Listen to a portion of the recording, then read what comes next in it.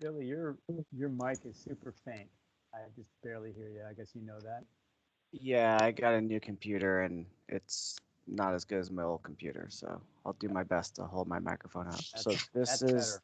Yep. this is the March 19th, 2021 meeting of the Vermont Climate Council Agriculture and Ecosystem Subcommittee. Let's see, our first agenda. Welcome everybody. Good morning. Um, our first agenda item is to just approve our minutes from the March 12th meeting and to see if anyone has any comments or revisions to today's agenda. So is there any comments on the meetings from last week? Billy, are you recording or is somebody recording? I am recording, yes. Okay. Um, okay, seeing no comments on our minutes from last week, I believe we have approved them. Nice job, everyone. And do we have any comments on this week's agenda at this point in time? All right.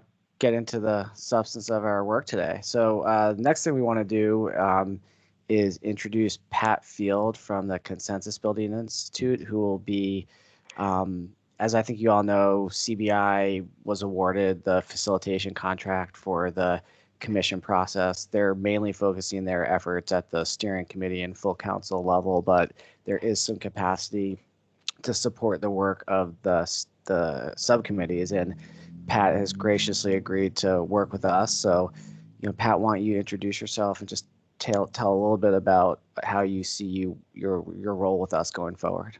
You bet, and thanks, and nice to see and or meet everybody. So I'm one of three team for CBI. David Plum's our lead, primarily with the council itself and the steering committee, and then Catherine Morris will be working primarily with the cross-sector mitigation, and then I'll be working with you all in the resilience group as well. And I've been facilitating and mediating for, I don't know, forever, hence the gray hair, since 1992 probably. And I've been working in Vermont extensively, primarily a little bit on resilience after the sort of superstorm Irene, and then I've also worked pretty extensively on agriculture issues and water quality and the like in Vermont as well. So I know some of you on the phone somewhat well. So nice to see you. Our role is this for subcommittee. So the way the budget is we've got about 40 hours per subcommittee for you all to deploy as is helpful to you. So the general thought is kind of threefold. One is as you're getting started, like now, like today, helping you kind of get up and going with the charge and the work plan and kind of getting going. Secondly, is when you are ready and are doing some public engagement, we can support you in setting up and running or facilitating kind of public engagement meetings with whether they're focus groups or just broad workshops, however you decide to do it. And we can help with you with some planning of that as well as doing it. And then thirdly, as you approach the end and you are wrestling with priorities and recommendations, and if you need kind of some facilitation help to kind of get to the finish line, so to speak, we're more than happy to help there as well. So those are our primary thoughts. And really the co-chairs here, Abby and Billy, with your all's guidance, will be kind of directing us. And then Jane will make sure that we're, doing what we're supposed to be and not doing what we're not supposed to be doing. So hopefully that's a brief summary. So. Super. Thanks, Can Pat. I just want to say one point that Pat hit on, but just want to highlight what I see as a really significant role in recognizing that CBI was really thoughtful in parsing out their facilitation help with the subcommittees, recognizing the overlap between some of the subcommittees' work. And so like Catherine Morris is primarily focused on cross-sector, but she's also facilitating for science and data, recognizing that those two will need to coordinate especially closely. And then David Plum, as Pat alluded to, more at the high level, but he's also working with Just Transitions, recognizing that that's a high level group in service to all of you. And then I really would pick up on the theme that Pat is available to both you all and rural resilience. And so I hope that fosters easier idea flow and thought process around how the two could work together. So thanks. Thanks, Jane. All right. And Pat is going to help us out to the extent he can today, understanding that he's very new to our conversation. But Abby and I and Jane did have an opportunity to meet with him a bit earlier in the week, so I look forward to his participation. So Jane, maybe I'll hand it over to you for this next agenda item. We had asked the subcommittee members to review materials related to open governance prior to today's meeting, since our subcommittee is subject to open meeting laws, and just have a brief 10-minute block here if folks have any questions or follow up on that. And we're joined with the Agency of Natural Resources General Counsel, Matt Chapman, who is an expert in these matters and can help us navigate the tricky nature of some of this. So Jane, I don't know if you want to add anything to that. I just want to highlight and welcome the resource that is Matt Chapman, who's joined us today. And this is a start to hopefully a relationship that you guys feel like you have an open door to ask Matt ongoing questions, and those can come through me or directly to Matt, which is wonderful. And so I'll just remind the full counselors that sit on the subcommittee that this video and these PowerPoints were you guys were lucky enough to have them in real time, and that facilitated some dialogue and cross-pollination of discussion around what these laws mean for your work. And since many of you as subcommittee members weren't privy to those first presentations, it was required that new members watch the video and use the PowerPoints as resources. And so really today, I think, and Matt can tee this up better than me, but he's here to, if you had any questions or thoughts along the way, Matt can sort of frame those for you as well. So thank you so much for being here, Matt. I know he's been making time to meet with all the subcommittees this week, which is great. So, I mean, really the sort of purpose of this is to go over at a very high level, both open meetings and public records. And I sort of have started each one of these. Frankly, if folks, after having read through and watched the videos, if you have questions, we can start there. I'm also happy to just take one step back and give sort of a super high level overview of the Public Records Law and Open Meetings Act. So I don't know if folks have questions or through the course of dealing with things want to ask anything. All right. Can I ask a question? So hi Matt, this is John Roberts. I'm familiar, having worked in state government and with a lot of the open meeting law stuff and being a selectman, but in light of the work on the subcommittee, I've also been invited to participate in an Addison County climate action group, and I guess I just want to know, how cautious should I be not sort of opening them up to possible FOIAing? How cautious should I be in sharing, not so much sharing information, but I'm going to be talking about the same things with them that I'm talking about with this subcommittee. So yeah, so I think it's a challenge, John. I mean, it's one that we addressed early on in the process. I think that basically the conclusion that we've reached is that to the extent that you're providing a briefing to sort of outside groups that you're involved with directly about climate council related work, that's subject to a public records request. So that sort of direct communication about the work is subject. To the extent that you're involved in another organization and as part of that organization, you're talking about topically things, I think we're saying that's a little different. I guess I would just sort of caution the hard part is when they're giving you advice or input or feedback to take back to the Climate Council and your role, and I think that gets squishier, and I think that we'd have to evaluate that. I guess my immediate reaction is if you're concerned about it, I would be concerned about it, right? Like, I mean, I think that it's probably subject to the Public Records Act. Thank you. No, I think that's what I was thinking, but thanks. So I see there's a hand up of Alyssa White. Yep. Hi there, Matt. Alyssa White here from UVM. I missed the first meetings where you discussed this, and I just wondered if you could review best practices around reply all and email. I think there's like a substantial amount of work that's written at this group will do. And so I see email as a really great way to do some work in between the meetings and be productive. And so I noticed on the PowerPoint there was like beware the reply all, and I wondered if you could just offer a little more guidance on how we might navigate that best as this group. And then if anyone knows when, I don't have the state email address thing yet, but when that happens and how that changes in any way the way that I interact with the information coming from this group. Thanks. Sure. So I think there are two sort of high level takeaways. If you take nothing else away from what I say today, I would say presume that everything you write and communicate is a public record, and you should just be prepared to have that be publicly available in the context of your work as a climate member, climate subcommittee member. And then the other thing is avoid doing reply all.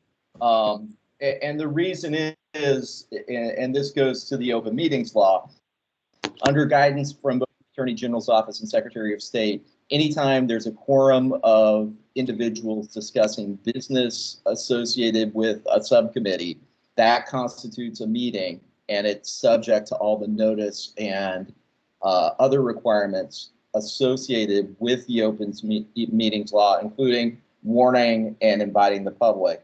And that has been construed to also apply to email communications and other electronic communications, including sort of Google Docs or shared docs where people are editing those documents contemporaneously.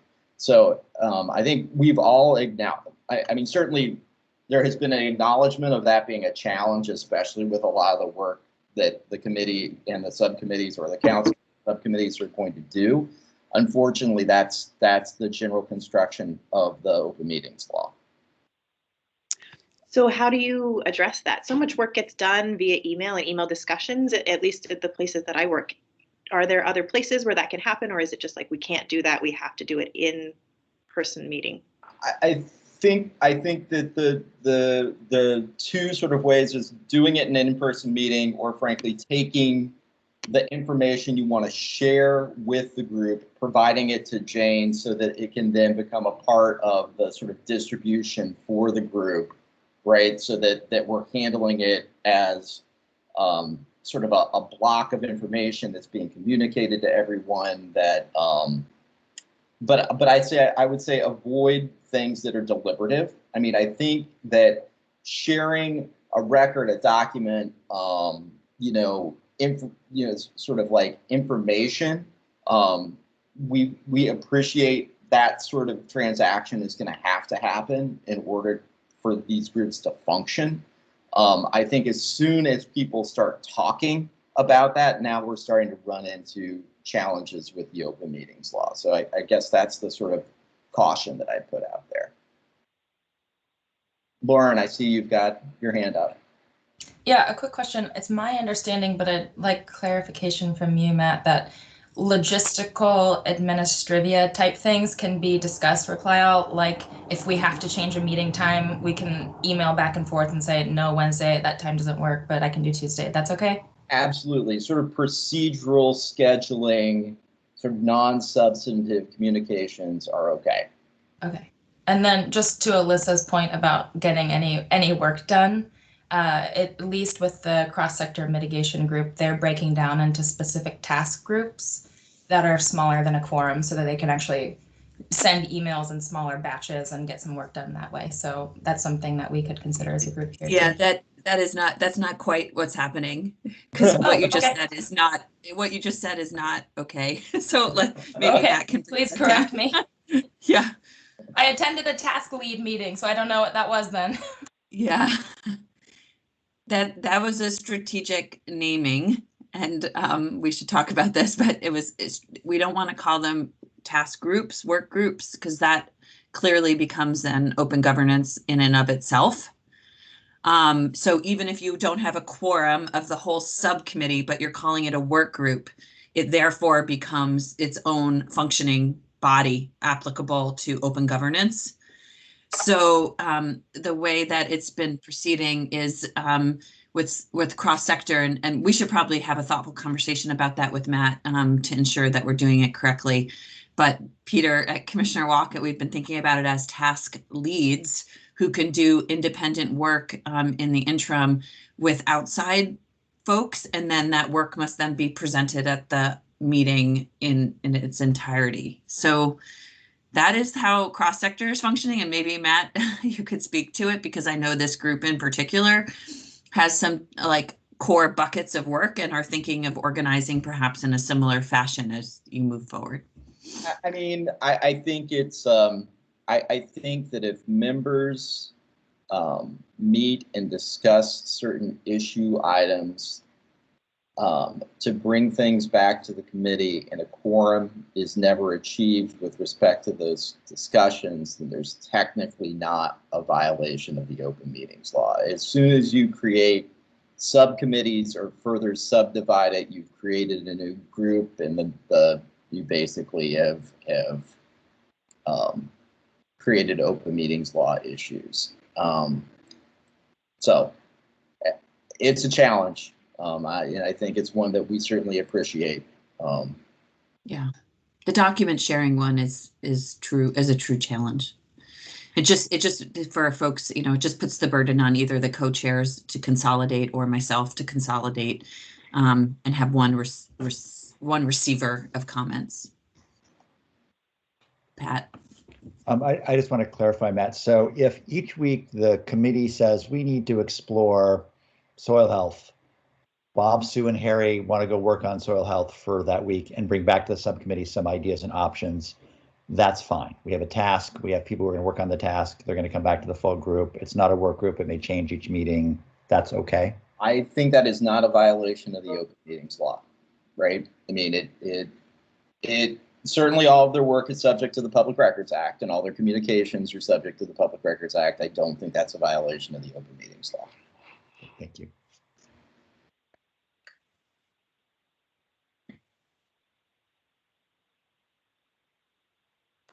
So I don't see any more hands. I mean, so I think, we've covered, I think what is the complex or sort of difficult portion of the open meetings law, which is sort of how communications create a quorum and create a meeting. And that was sort of going to be my major point that I tried to make with respect to that. I think with respect to the Public Records Act, I think it's important once everyone gets a partner email Vermont.gov address that they take advantage of it. So the open meetings law, or excuse me, the Public Records Act applies to any communication about the business of the subcommittee, no matter what the form, email, text, social media, any sort of electronic documents, physical documents, paper notes, etc. So, and it applies regardless of whether you're doing it on your personal email account, your work email account, or your Vermont.gov account, right? Like, so it's broad in its scope and form. So, and that's frankly why, for me, as the person who is probably ultimately going to be responsible for responding to any Public Records Act, it's incredibly helpful and important that I don't have to ask you to produce basically word. I don't want to have to come to your personal or work email. I think it's better for all of us. So, so I don't know if there's any questions about that with respect to public records.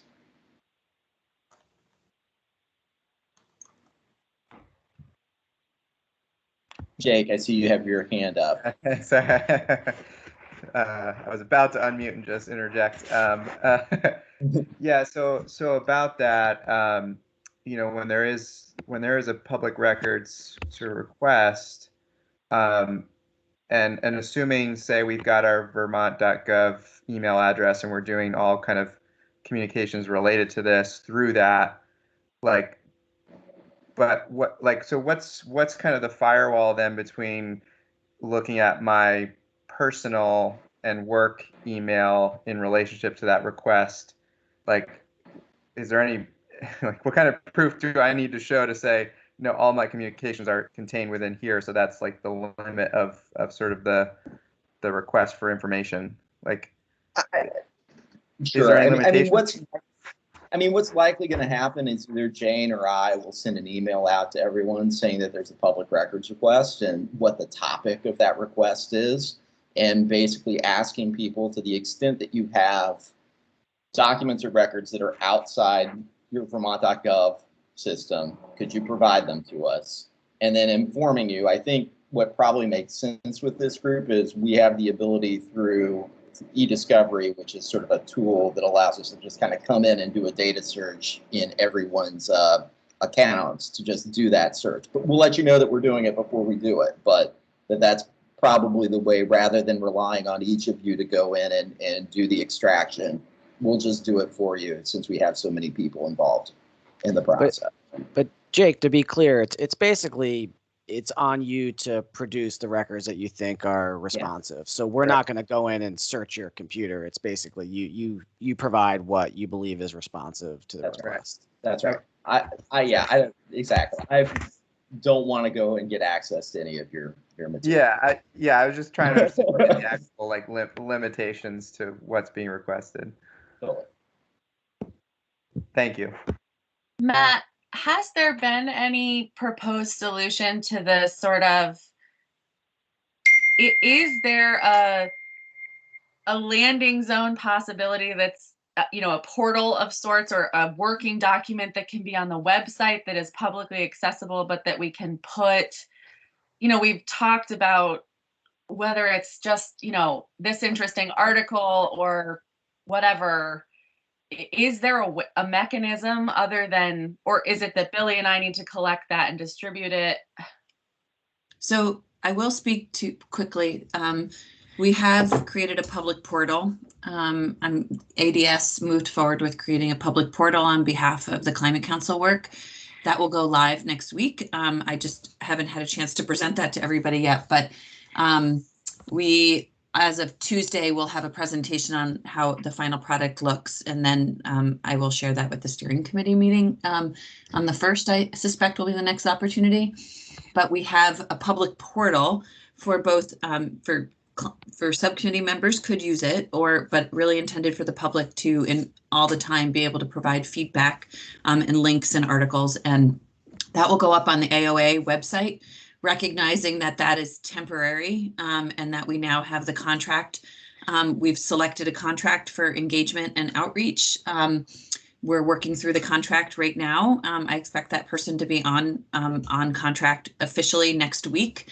And one of the first questions we'll start to talk with them about is also perhaps as they work on a website, what document sharing might look like on a website. I don't have any real experience with that myself on like sharing documents publicly like that, but articles and things like that, you can certainly be sharing via the public portal. That's one of the options on the public portal, is links and articles and uploading documents for folks to be aware of. And then hopefully there may be a better solution looking forward. And I know that every time I meet with David Plum of CBI, even just this morning, we had on our hit list document sharing even between us, and we always run out of time to talk about it. So I'm also going to look to CBI, Pat, and others if there's experience in how it worked in, like, most recently in your work with Maine, because Maine was subject to the same procedurals, and maybe they figured out a way to do it. So I'm thinking about it, and at least I'm grateful because I know many of you have been interested in the public portal, that we could move forward with that sooner rather than later, waiting for our website to be put up.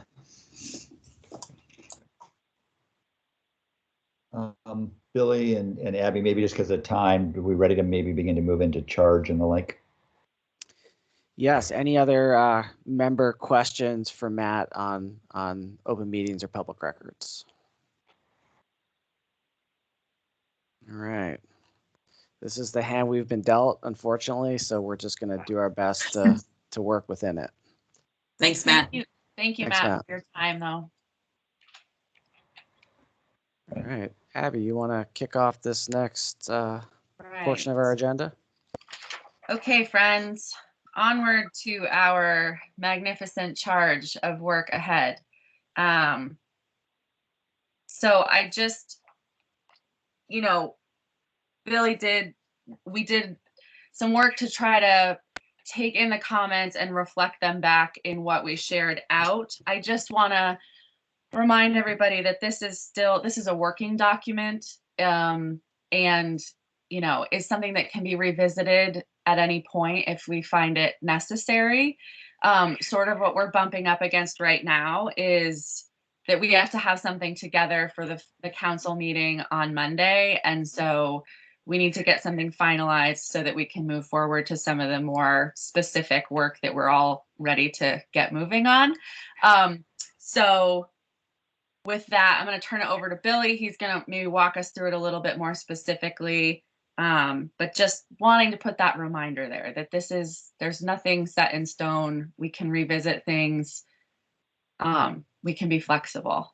So Billy, you wanna, or does anybody else want to open up with initial thoughts, commentary on what was sent out? And I wonder if it's worth Billy do you want to put it up on screen just so we all are kind of looking at the same thing? Sure. Oh, I also want to make sure, Sonia, are you still good to be taking notes? I see you're here and muted, but I just wanted to make sure. Yes, I'm taking notes. Thank you so much. We really appreciate it. Great. So I'm not going to walk through it right this second, just to kind of frame it. At the top of the page is an excerpt from the statutory language of the Global Warming Solutions Act that establishes the subcommittee. And then what follows are 5 kind of charges that flowed out of the original proposal that came from Jane, with some additions, many of which came from Lauren, that kind of broaden and enrich in our scope. And, I think we had a good conversation last time about the challenge of working within silos and how we kind of structure our efforts from a resource basis or a task basis. And, I think Abby and I struggled with that as well. And we acknowledge there's absolutely overlap and integration with all this work. But that for the time being, this seemed like the clearest way to set forth the work ahead of us. And we're certainly open to comments. I'm going to scroll down and get this carbon budget out of the way. This is something that it's been clear to us from the steering committee that needs to happen and be overseen by this group. It's likely something that we're going to kind of sub out to consultants with some, with this group overseeing that work. So I don't, that's not going to fall directly under us. It's kind of a background piece. So the rest of it is focusing on how we control, reduce, and store emissions in the ag sector, the forestry sector, in natural lands, how we adapt and keep our ecosystems and communities resilient, and then how we maximize opportunities around farms, forests, food systems, economic opportunities, and other co-benefits. So that seemed to capture largely what we all talked about last week. And this seemed like the best way, given the amount of time we had, to structure these items. Great. So I think now, this is Pat, I think ready for comments, questions, thoughts, again, to try to get this closed by today so they can take it forward to the full council for any of their final review. So questions or comments, and again, raise your hand just to track people, that's all.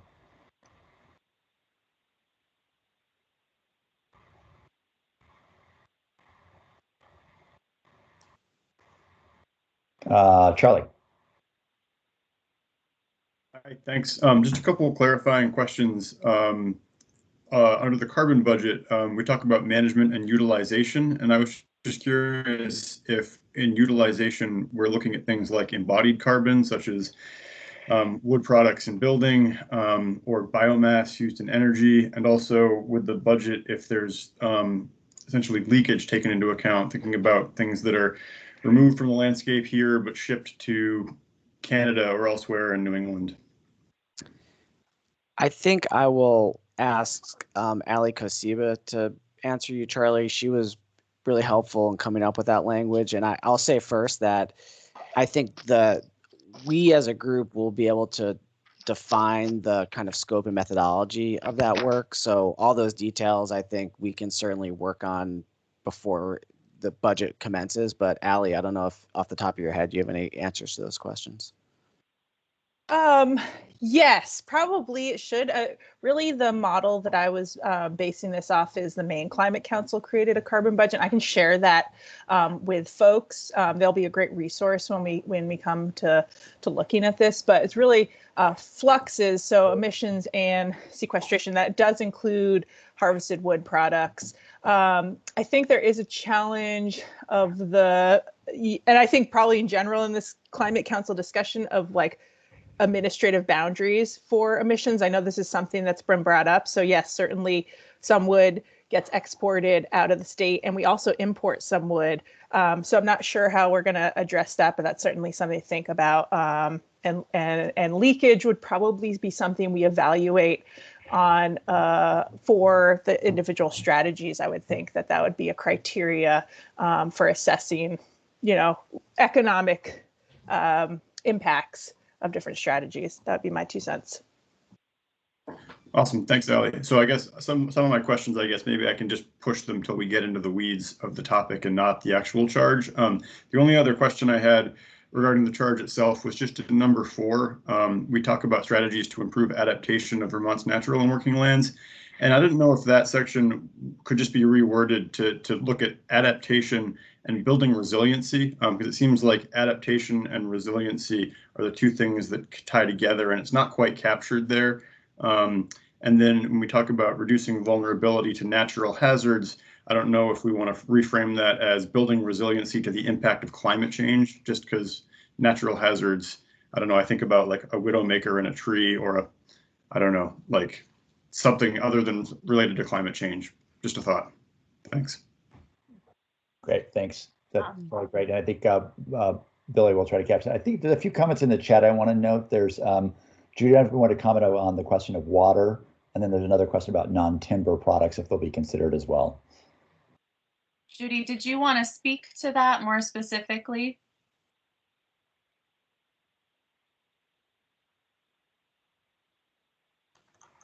Sure. The president's executive order goes to great lengths talking about water and the connection of water, and developing methods of carbon sequestration through the use of seaweed, and starting agricultural programs to use seaweed to do that. And I'm not seeing anything about water, or maybe I'm missing it, but is there something in here about protecting water, using water, connecting water with carbon sequestration, and are non-forest timber products going to be considered within the realm of forestry? So I want to take the water question first, maybe. So my understanding is that, I mean, as we all know, water connects everything and is connected through everything. And so I think within the more specific work that we're doing, when we're getting deeper into the work, that water and its the impacts that are felt on water will certainly be factored into every aspect of how we're thinking about things, whether it's wetlands or floodplains or riparian zones, everything. It'll tie into ag, and already does in a lot of the work that's been done. And I think that will continue. And certainly I think non-timber forest products will be similar, that should be brought into the conversation as we move towards the more specific meat of the work, that this is a little bit of a broader overview, but water quality is mentioned in the assessment of co-benefits and impacts, and certainly I see it as tying into everything that we're doing. I don't think that's helpful. Well, I'm not just addressing water quality. I'm addressing water, using water to connect with agricultural prospects for creating farms for sequestration of carbon? I think for sure that can be worked in. I know there's been some really interesting projects being done in this arena with seaweed. And so I think certainly we can work that in as we move a little further down the path. Thank you. And then Judy, to the second part of your question, absolutely non-forest products are contemplated. I think under the carbon budget, we talk generally about biomass. I would capture, all of those materials. And then in the emissions reductions piece, we're talking not only about working lands, but also natural lands, which would include all those kind of non-commodity elements. So thanks for your question. I think I've got Lauren and then Bob. So Lauren, you're up next. I think Bob might want to be responding to this though, and I'd be changing the subject a bit. So if Bob wants to respond to the water-based question or Judy, either of Judy's questions, you can jump in. Okay. Bob, you want to go first? Whatever. Okay. Well, thank you. Actually, I'm referring to Charlie's comment about bullet number 4, and my thought, instead of eliminating that final phrase, what I had suggested originally was, instead of saying natural hazards, I suggested stochastic events, which is a term that's commonly used by ecologists for floods and storms and hurricanes and wind damage. And I think that covers, what we were trying to get at with the natural hazards without, also addressing Charlie's concern that we're not talking about, widowmakers and minor things like that. I think a stochastic event implies it's something, major and it's landscape changing. So I would just put that out there for the group to consider, putting that back, keeping that sentence in and just putting stochastic events. And Bob, just to be clear, and you mentioned kind of the vernacular for that was you mentioned several things there. It's like flooding. Just say those things one more time if you could. I'm sorry, I missed that. Bob, you when you said stochastic events, you actually then listed several things that go under that. Right. It's sort of acts of nature, if you will. So flooding, intense winds, hurricanes, any kind of storm damage, things that happen by chance. Blizzards. Yeah, thanks, Bob. I did see that comment, and I thought about that, and the group should certainly weigh in. But I think what is intended here is things beyond just kind of one-off extreme weather events, the kind of cumulative risk associated with climate change to our community. So it includes those, but maybe broader than those kind of one-time extreme weather events. Right. I acknowledge that, Billy, but I think these one-time events are going to be happening more frequently. Like the 100-year floods are now 10-year floods. And so we're getting more frequent storms, and these are becoming, almost more regular. So I think it's not just an anomaly anymore. I think, just for wording here, I think you all have the choice of either trying to be more laying out some specifics there that go with the kinds of things you're trying to build resilience for or against, or you leave it very general here, recognizing we have to have a lot of conversation, obviously, in the details. Ryan, I see your hand up, and do you have something regarding water specifically before we change subject to Lauren? I have lots to say about water. My comment was related, much more broad. I can wait my turn. I would agree with your framing that I agree with the importance of looking at that, and I feel that as drafted, the water question is embedded in a few of the charges, and so should and will be considered. So I would agree. Would also agree with your statement. Okay, Lauren. Yeah, well, Bob actually just started the conversation that I wanted to have, which was around the natural hazards. And I see David drop something in the chat too.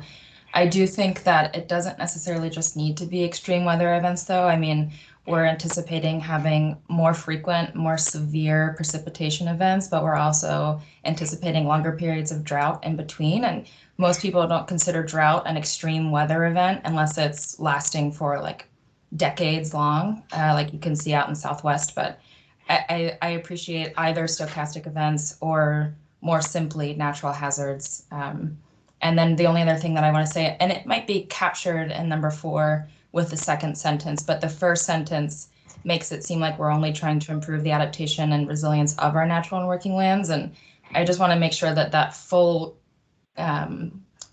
segment on nature-based solutions comes across as not only building the resilience and adaptation of those lands, but using those lands to build resilience of our developed areas, because there's a lot of work that we can be doing in our floodplains, along our river corridors, to make sure that we're improving resilience to the built environment as well. Great. Excellent. I think Charlie's comments speak well to that. Great. And right. Thanks.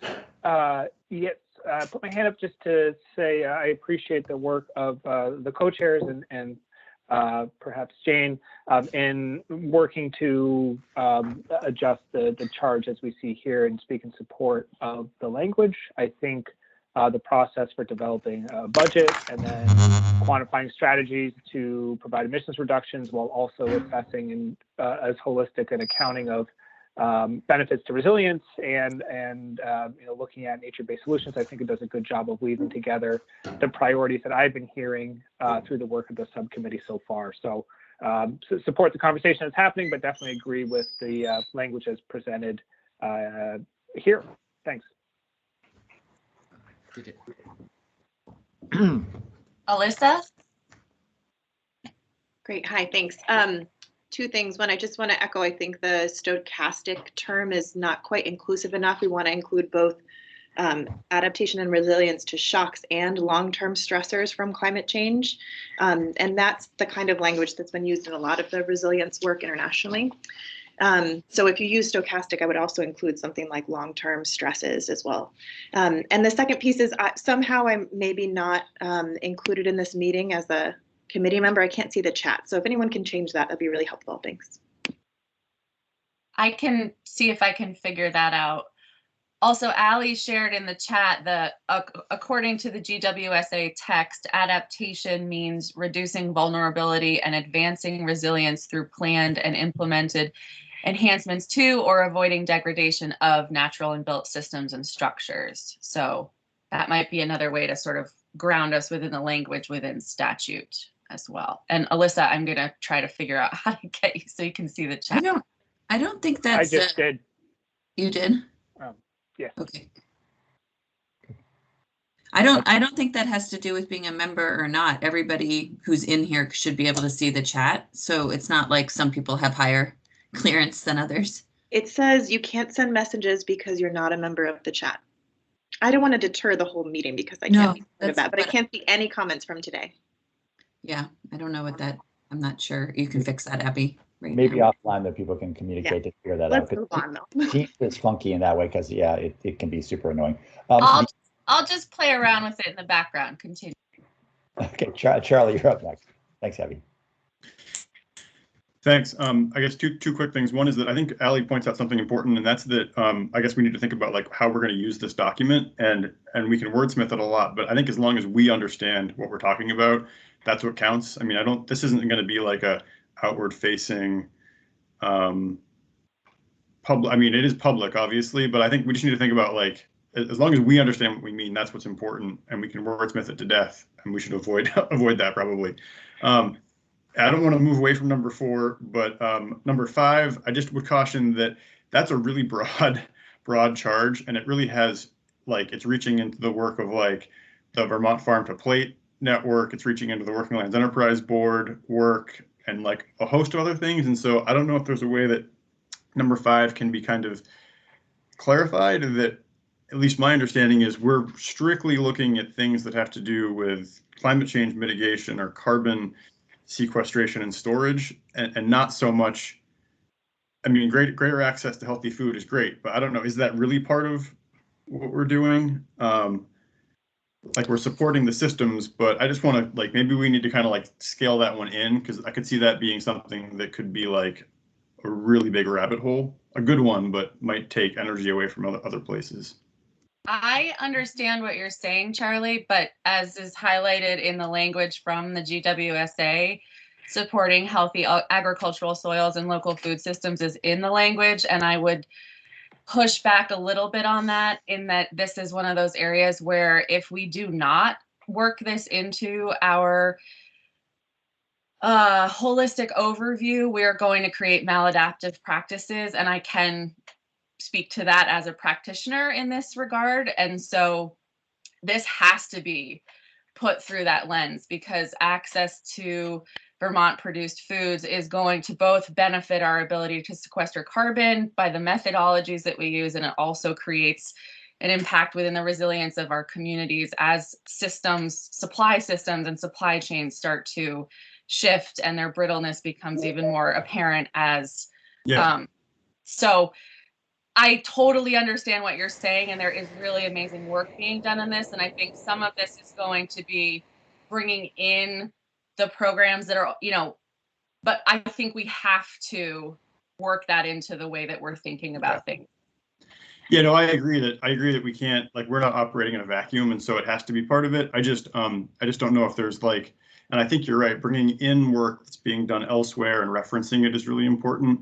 I just like, there's so many places you could go, whether it's like the rules about stormwater management at a sawmill, or on-farm accessory businesses, or Act 250. I mean, so like, it just seems like without putting guardrails up for essentially where this group needs to really focus, it seems like that could just be an area where we might drift a little bit. So I think it's really important. Just want to flag it as one that we might need to kind of constantly kind of recheck ourselves as far as like where we're going with it. Charlie, 2 points. This is Pat. I was going to say, I think because you've got the identify and develop climate change and mitigation adaptation initiatives, that at least bounds it to some degree, so it's focused on climate. And then, as you pointed out, I think, again, if this is good enough, though, the cautions noted, then we do want to be careful about over wordsmithing just so we can keep moving. But excellent point. I don't know, Billy, were you going to say something? I was just going to agree with Charlie and Abby that I think this is an important piece, but one that we need to kind of keep an eye on, that it doesn't creep too broad. Right. I think I've got Judy, then Jake, then I thought I saw David Mears too. So, Judy? Yes. First, I'm looking at 4, and I'm wondering if not only nature-based solutions for adaptation and resilience, but human-based solutions, like the removal of some of the dams and that humans have built and things like that. I think those human-made things are also also impacting the ability to adapt and create resilience. And as far as the food, number 5, the food systems, I agree that this is really important, but we work with food systems for marginalized people, and often these marginalized people are working really hard to produce healthy food, but because they're working so hard, they stop at McDonald's to feed their kids on the way home. So there seems like there needs to be some kind of acknowledgement of local foods, I understand, for all Vermonters, but a specific note to marginalized people, because they can't always afford healthy foods. Thanks, Judy. One thing, Billy, when it says consider human nature-based solutions, to Judy's point, one thing you could do is, consider human impediments to and nature-based solutions for building climate resilience, if you wanted to add that piece in. I think that was I think Judy's point. That would be nice. I think, Jake, you're up next. Yeah, just to sort of piggyback on Charlie's point, and I appreciate, the note about kind of it being bound to mitigation and adaptation. Just the way that I'm thinking about that number 5 is when I look at 3 and 4 talking about resilience and adaptation, co-benefits and then resilience, is I see 5 as kind of making a finer point as to, co-benefits and resilience is also inclusive of, considering the healthy soils and access for local foods and improvement in water quality. So, maybe there's some redundancy there, but it adds a finer point perhaps to what we should be considering when we talk about co-benefits and adaptation and resilience. And Jake, just to be clear, are you suggesting maybe 5 can be folded into 3 and just name these co-benefits more directly there to add to the list? Yeah, that would be my suggestion, but I am fine if others feel that it needs to kind of be specifically called out in that way. Great. I don't know, Billy or Abby, if you have a thought about that. I defer to Abby on that. I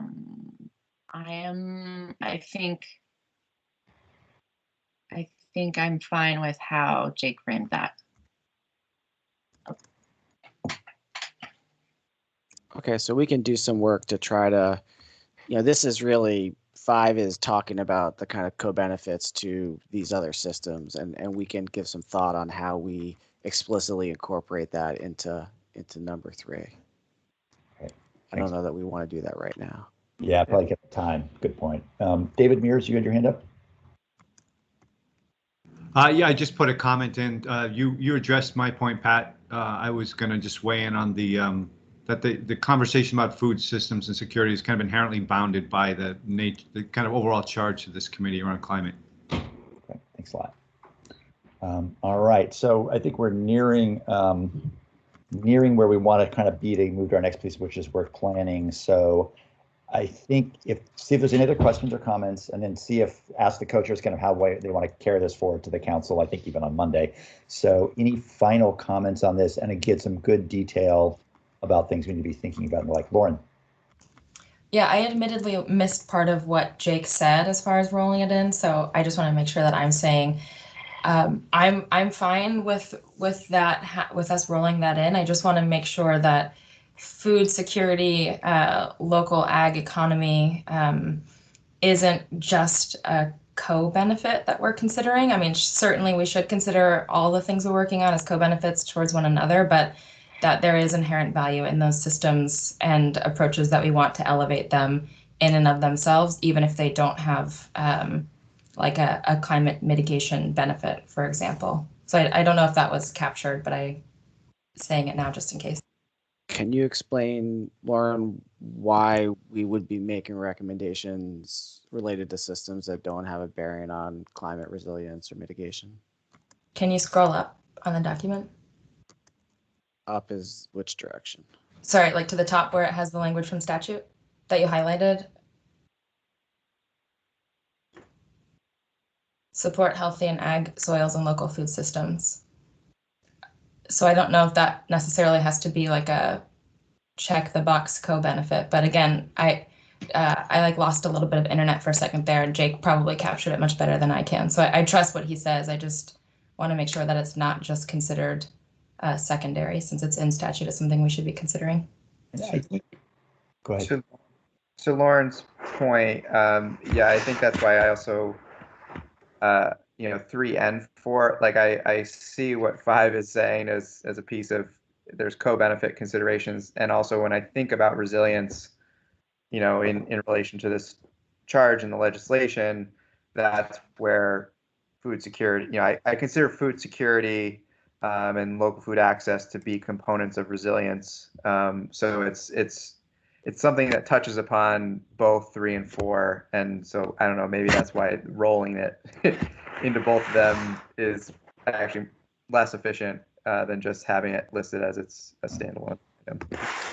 As long as we understand that it's a part of considerations of those other elements of the charge.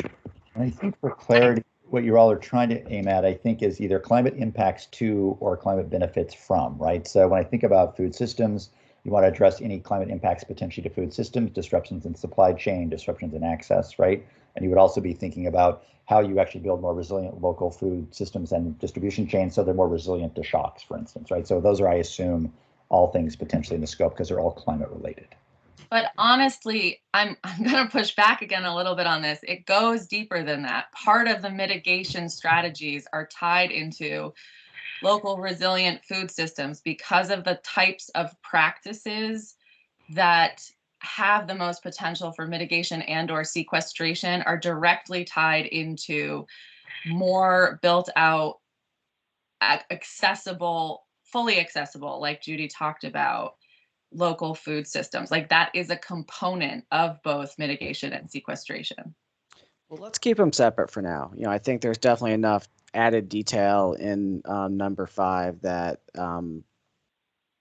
we'll benefit from it, and I think we'll just need to all be mindful about, you know, keeping it within scope and our capacity going forward. And we can always revisit this, but I think for today's purposes, it maybe makes sense just to leave it the way it is.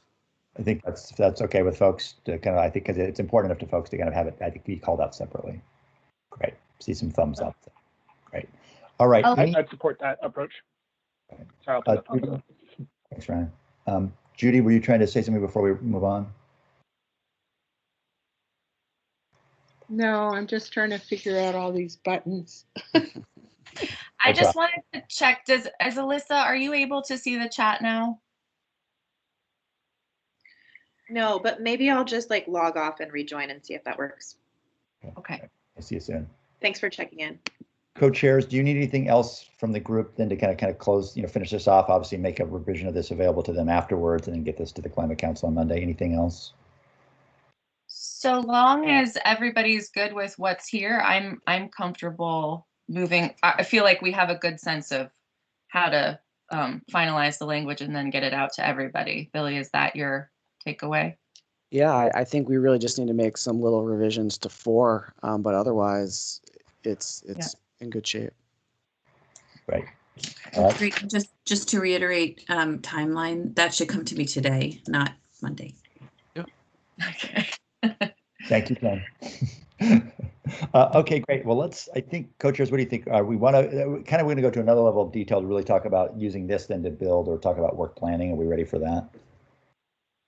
Okay, great. So Abby and Billy will switch screens, and Abby, one of the two of you I know is setting the stage here a bit. So yeah, I'll stop sharing and pull up the other one, and I'm happy to kind of frame this. So I know this is a bit of a departure from what we looked at last time, but upon reflection, the kind of work plan task list that we had circulated earlier, you know, had a number of things like conduct an inventory and screen for multiple values and things of that nature, which are all already baked into the overall work plan and Gantt chart that Jane provided us. You know, we'll need to refine those steps as we come to them, certainly, but it seemed like the most immediate need for our group was to look at task 5 on the work plan, which is kind of the substantive, you know, identify strategies. Understanding that our charge is broad and has a number of elements, we wanted to really kind of nail down what that task was. So what we sent back out to you was basically an explosion of task 5. And can you all see what I have up on the screen right now? Yes. Okay. I can't see you, so someone say yes. Okay, cool.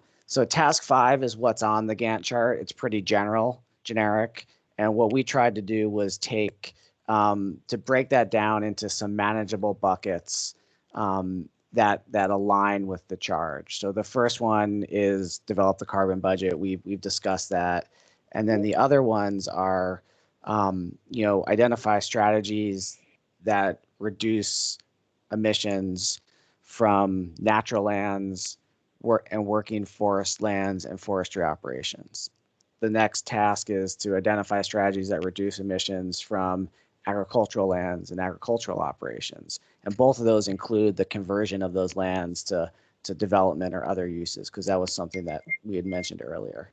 Then we move on to identifying strategies to improve the adaptation of our natural working lands and nature-based solutions to reduce vulnerability to our communities. And we might need to update some of this language to bring it in line vis-a-vis our previous conversation.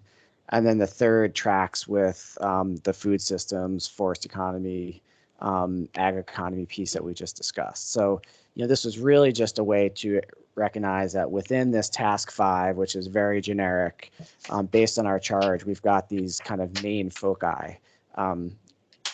the emissions reductions and mitigation from the ag and forestry and natural land sectors, you know, and then strategies to improve resilience, focused on natural solutions, and a focus on the food systems and ag and forestry economies.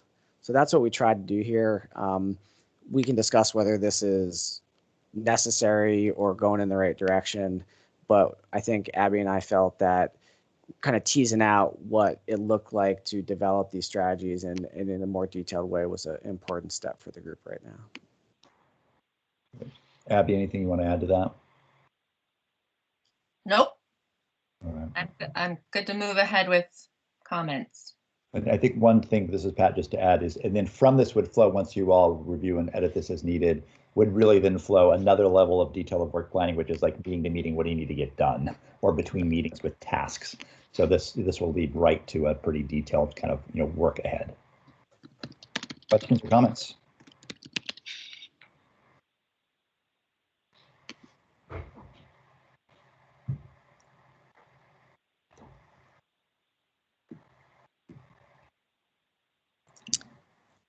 I guess one thing I'll add is I think there's some natural relationships. You know, I think, you know, obviously there'll need to be communication amongst and between all these groups, but, you know, especially the folks that might be working on, say, ag emissions reductions will be wanting to talk with the folks working on ag resilience, food systems, things of that nature. The same goes for folks working on, you know, the forestry bucket of topics. So I think, you know, while there was an effort to kind of create some distinctions of tasks, there's obviously necessary overlap and communication that will be occurring, and likely some of the same people will be working on those related topics.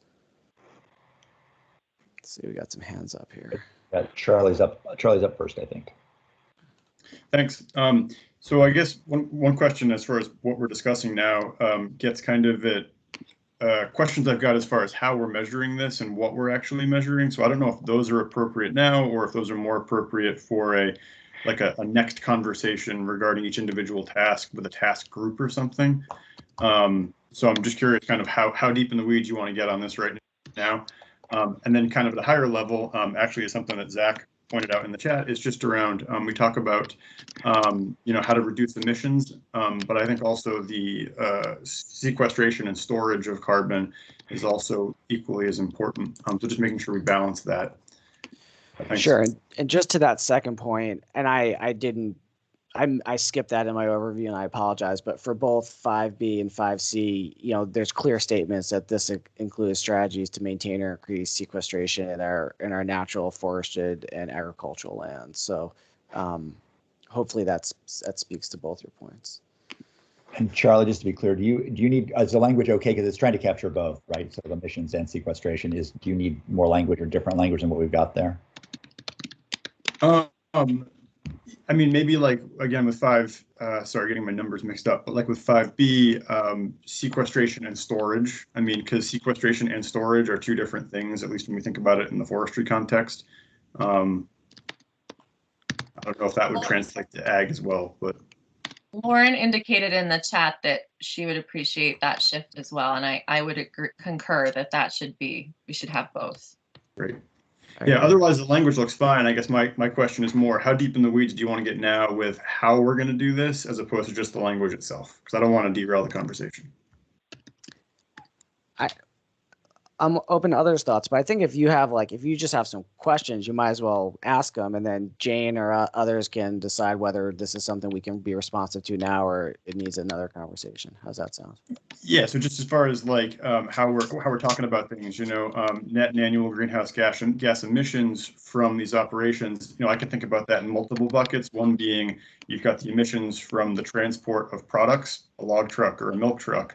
You also have emissions that come from the respiration of decomposing organic matter in the forest, you know, so there's emissions that way. And so I just want to be clear on, like, when we say emissions, what are we capturing, you know? So those are kind of where my head's going. Yeah, my sense is that those are the sorts of scope details we're going to need to kind of nail down. I think we're starting from the most inclusive place. And I think the carbon budget that is, an early task for us is going to get at some of those natural kind of ebbs and flows of emissions. But I think that will be one of the first questions we ask is like, what are we measuring and how? All right, great. I've got David, Mears, and then Lauren. I had a question about task 5E, and I think I may just not be understanding it. I think it's getting at the co-benefits question, which I like. I think it's a really important question. I have to say my brain is stretched a little too thin to figure out how it seems like it could be pretty redundant of the other topics, which is a point you made earlier, Billy, that there's overlap between all these. But I wonder if you could just speak a little bit, help me think a little bit better about how to distinguish task 5E from the others. To be honest, I think we put this in here just because there was an explicit interest in these more narrow topics and sectors, and that they're reflected in the charge. I think we can certainly discuss whether this can just be absorbed into 5D or one of the other tasks. So I think just vis-a-vis our past conversations, since there was some specific language in the statute and some real interest in the group in these topics, we pulled them out. But I don't know that they'd be significantly different than the co-benefit analysis we're going to do generally. Thanks. And I know people are still kind of trying to get their mind around, both in the charge and then here in the work plan task 5E, but I think it is also important to folks to kind of name it explicitly. So it might be good to leave it, and then recognizing there's some further clarity and discussions have to happen about it, what this means exactly in the coming weeks. Just a thought. Lauren and then Judy.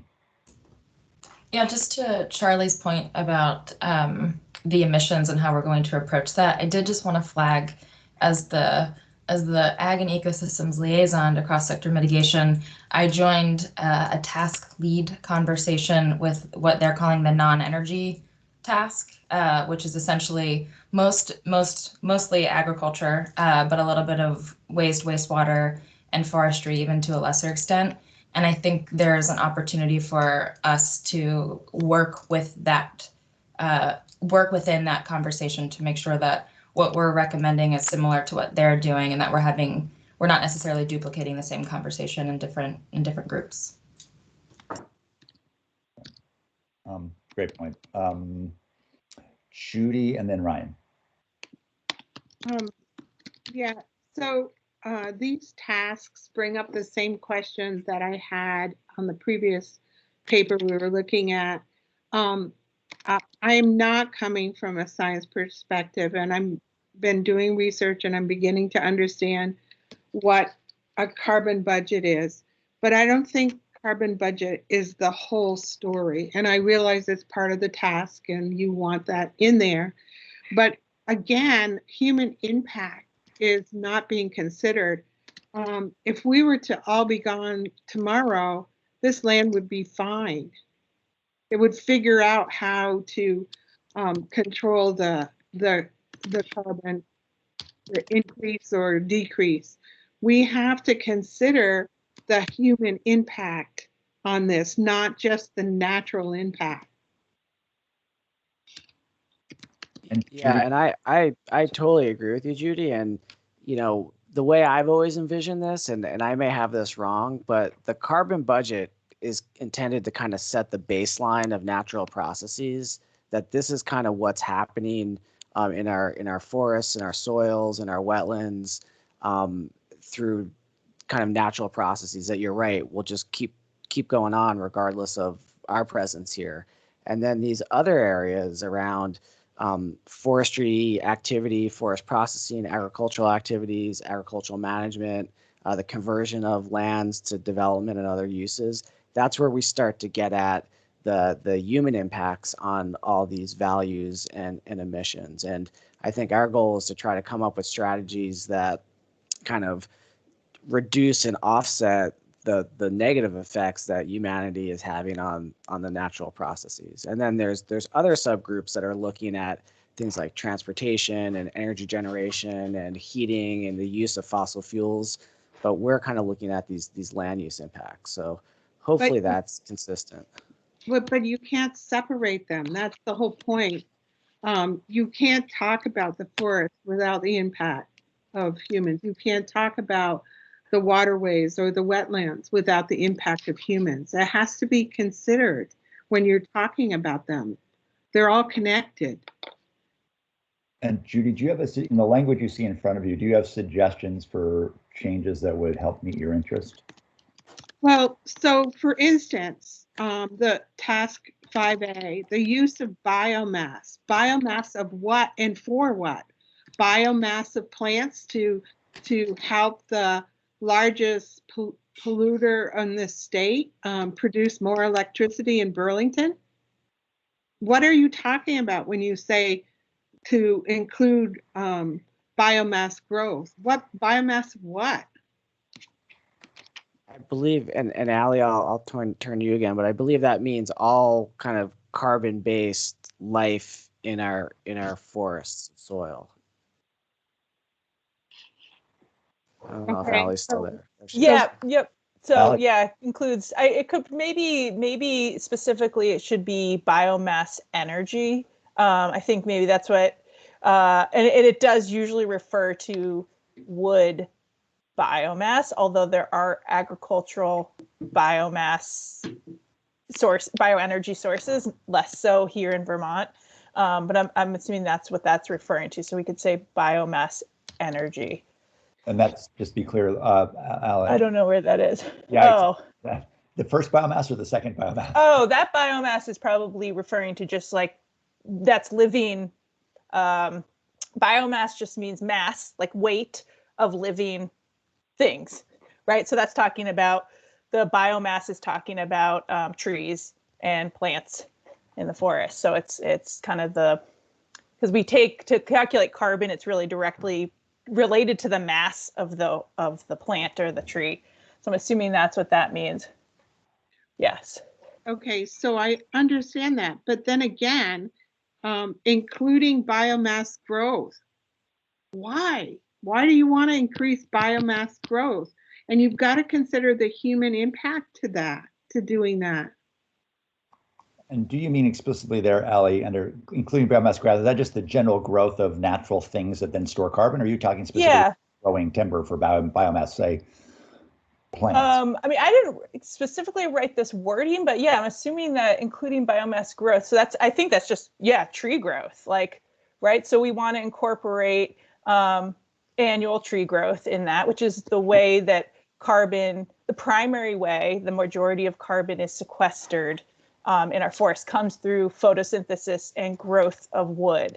So that's what that means. So maybe, would that be helpful, Judy, to say tree and plant growth or?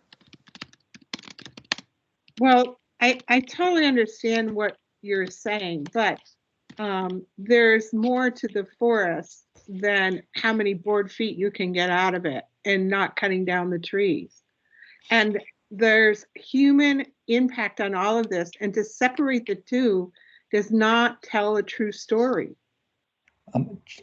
Jane, I have a question for you, just an overall, so in terms of the question of whether or not we grow timber or wood for biomass plants to produce energy, is that something the cross mitigation group is taking that up? Is that something this group takes up? Who kind of addresses the question of biomass energy? Where does that fall? Yeah, I mean, I think that's going to be a strategy in cross-sector mitigation. So I'm sure there's oversight in both, but yeah, as far as like emissions control and thinking about wood growth specifically for energy production, then I would think that falls squarely in cross-sector. And co-chairs, to be clear, I think 5A is, focused solely just on, how much carbon can we store in trees, plants, and other living things or soils. It's kind of what is. It's not being prescriptive about what you should do with it. But I wanted to make sure that that's in fact the intent in 5A, to Judy's concern. Well, and to Judy's point, I'm looking at it closer. I'm wondering if within Judy's point, the human impact is somewhat included in the management and utilization piece of that assessment. Is that a way that we can, make sure that we're calculating in some of that component into it? Per Judy's concern. I believe so. To me, it seems simple, right? There would be no reason to have biomass growth if you said to everybody, there's a stop mark on your thermostat, turn it down to this. So again, it's that human interaction that makes the difference in various ways. Well, and maybe you want to add, maybe even somewhere in here we could add the words human impact, I think. And I think that the biomass is a tricky word. I think it's throwing me off too, is I think maybe trees and plants is better because biomass is often used in terms of an industrial term, right? And I don't think that's what we mean here, but it gets confusing. Correct. Al, do you have a point here?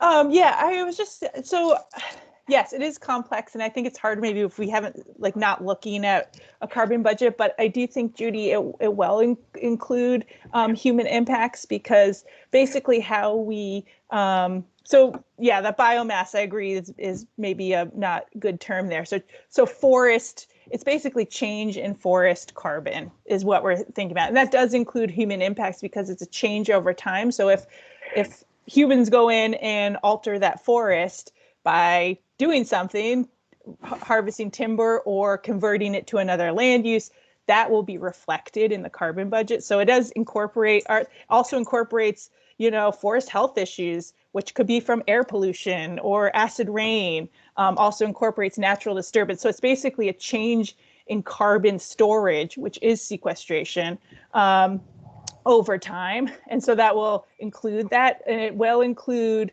at least the way the main budget does it, they do include things like urban carbon fluxes. So from trees in urban areas, from turf grass.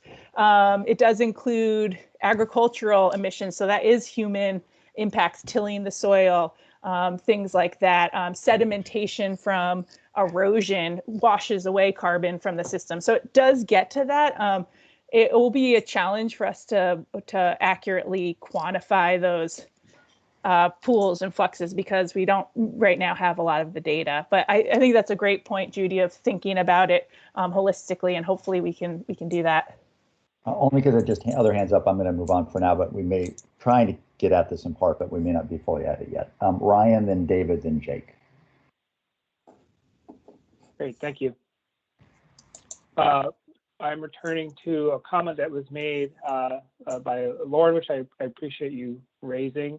And I wanted to make sure that it's the understanding of the subcommittee of the process that is working out between cross-sector mitigation and agriculture and ecosystems with respect to the emissions inventory, especially as it relates to agricultural land, and making sure that that's an important area of setting the baseline for which the charge of the Ag and Ecosystem Subcommittee, as I see it and support, is that specific emission reduction strategies and other considerations like that, programs, et cetera, are considered within the subcommittee, but also raising that is an important area of work that I think there's need for awareness, if not consultation, between perhaps additional members of the subcommittee and the Ag and Ecosystem Subcommittee, and that subgroup, as it may be termed, in the cross-sector side. That's, as I read it, not currently part of our charge, as the carbon budget is worded currently. So just want to raise that. Thank you. Coach. Ryan, am I remembering correctly that Diane is a part of that conversation? She is. Yeah.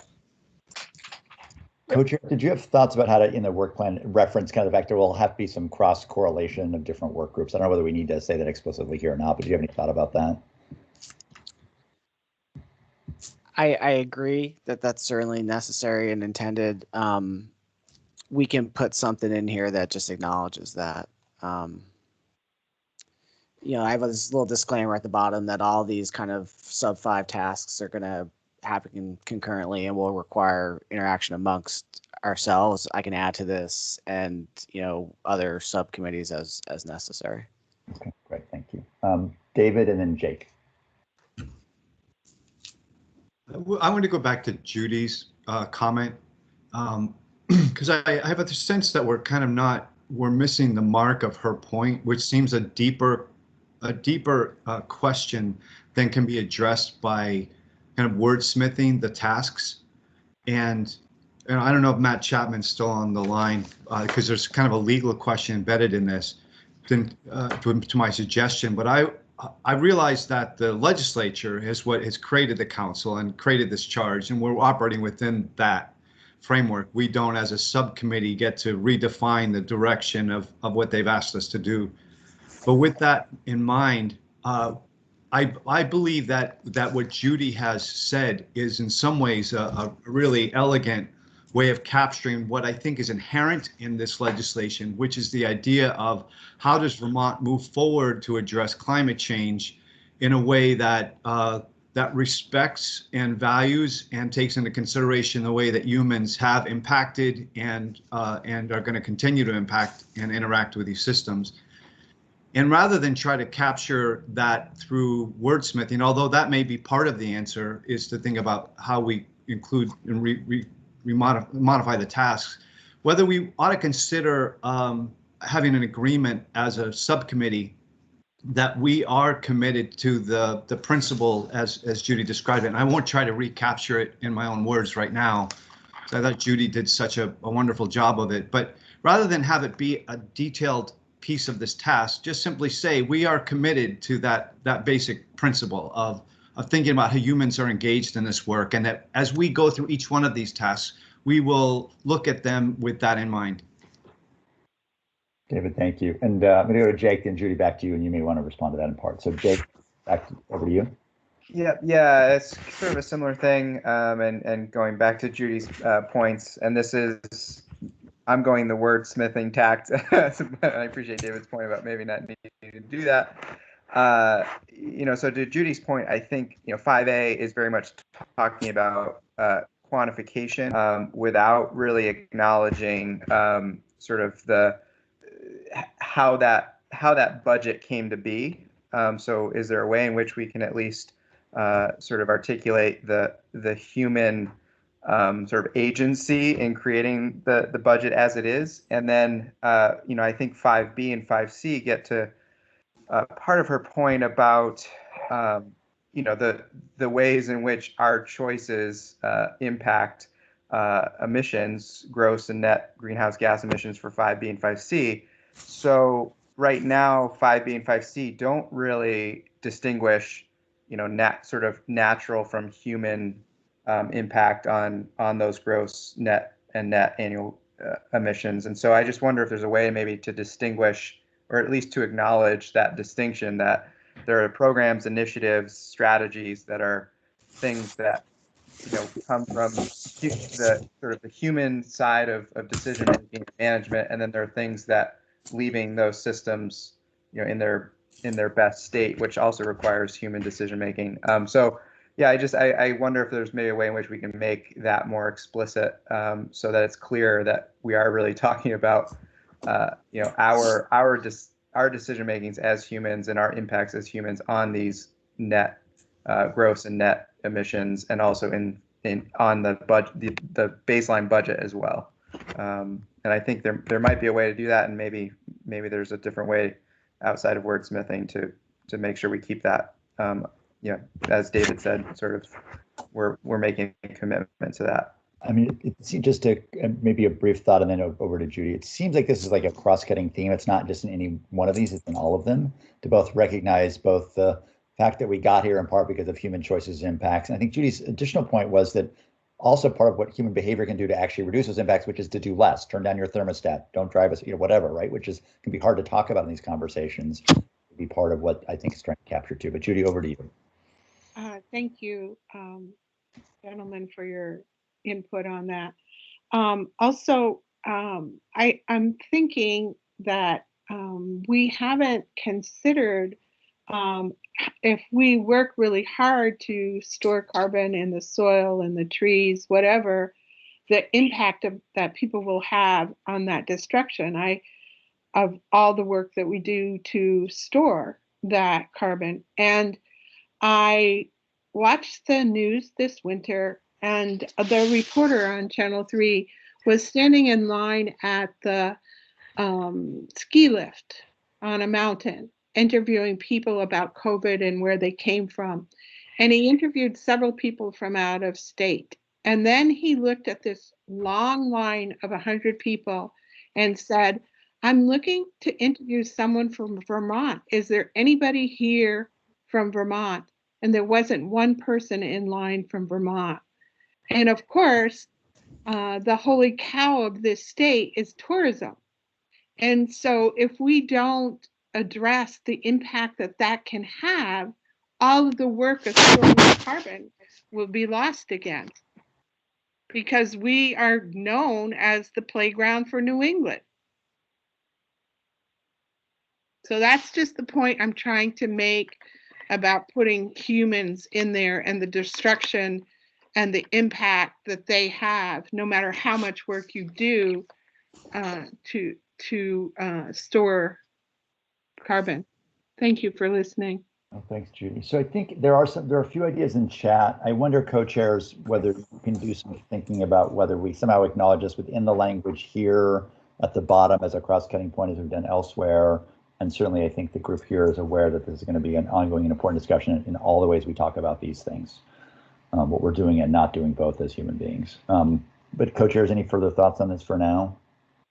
I think that sounds good. I guess my only thought is that I think the kind of top line goal of this group is to come up with strategies that further improve natural conditions and limit our biggest asset, right, is our natural landscape in sequestering carbon. I think that's the foundation of our ability to achieve some of the goals set forth in the Global Warming Solutions Act. So I think our group, in my view, biggest responsibility is figure out how do we protect those natural systems and storage and sequestration that we have today, and how do we maintain it and improve it going forward. So I think absolutely, to your point, Judy, we're going to have to come up with suggestions on how to kind of limit human impact on those things in ways that we're not doing today.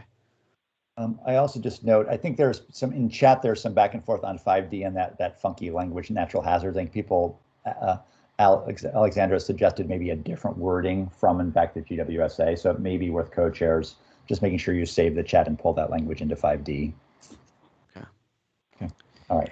I have one other question on 5B, and this is maybe a question for Abby and Ryan and others.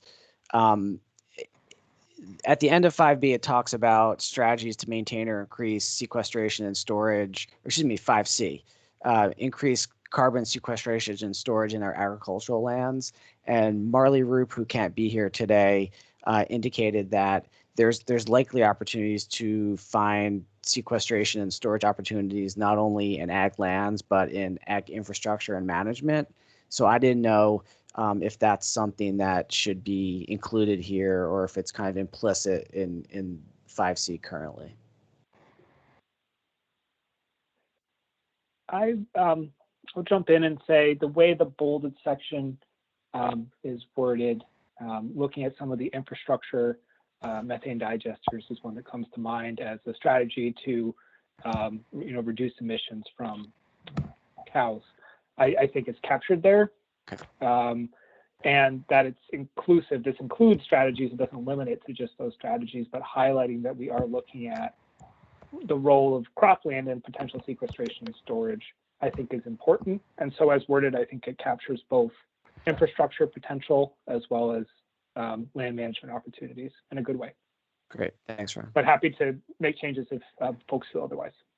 Not that I arbitrate that, of course, but.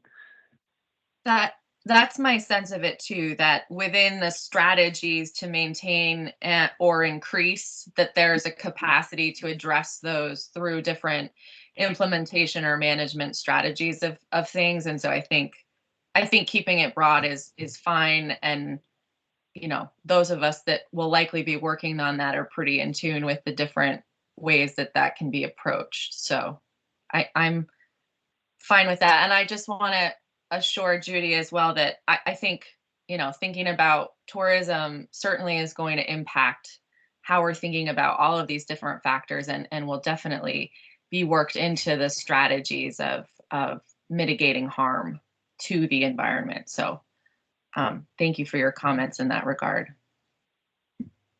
Right.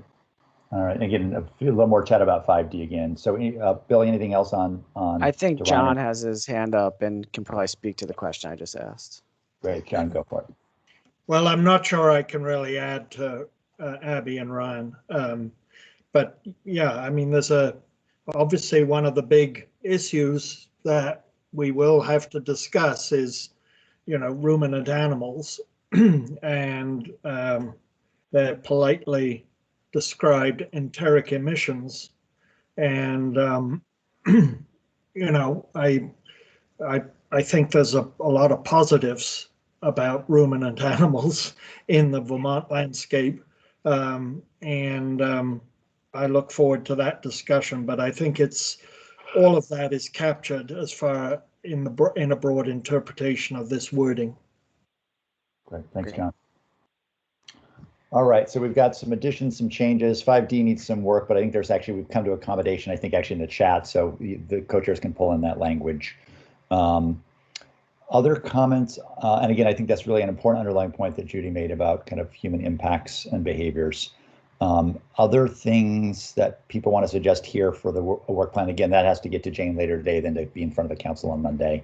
Again, and all the details to be worked out with you all in the coming weeks, but anything else on this document right now? Okay, co-chairs, you feel like you have enough to go on now to kind of, edit this and get it off to the council? Yeah, just to be clear, this does not have to come to me today, just the charge. Okay. And you'll have a space to provide high level insights from starting to work through this and other things, but will not share with the full council. Oh, good. Thank you, Jane. Jake. Yeah, really quickly, just noticing that from the charge, there was language added around sort of inclusion of resilience, and I think 5D is the place for that to be. Also, I think it makes sense to include it there. Good point. We need to probably correlate the charge and the work plan here to make sure it's really right. Good point. Okay. All right, so I think good work, good conversation. Again, being to touch on the deep conversation we are going to have around a whole set of issues. I wonder, co-chairs, do you want to move a little bit to kind of just a tactical step of inventorying existing programs and initiatives, talk a little bit about that, and then we'll talk about kind of next steps and actions. Yeah, great, and thanks everyone. Those are super discussions. So I think if you look back at the kind of Excel spreadsheet work plan, one of the early steps is an inventory of existing strategies to accomplish some of the work that we're going to be making recommendations around. And, many of you know, there's a lot of resources already out there. There's been previous work done on climate mitigation and adaptation in the state. There's been a lot of really targeted work in the ag and forestry sectors around that. As you all mentioned, there's a ton of work that's been done around food security and food systems. So I think this agenda item is just to talk about how we pull all that information together.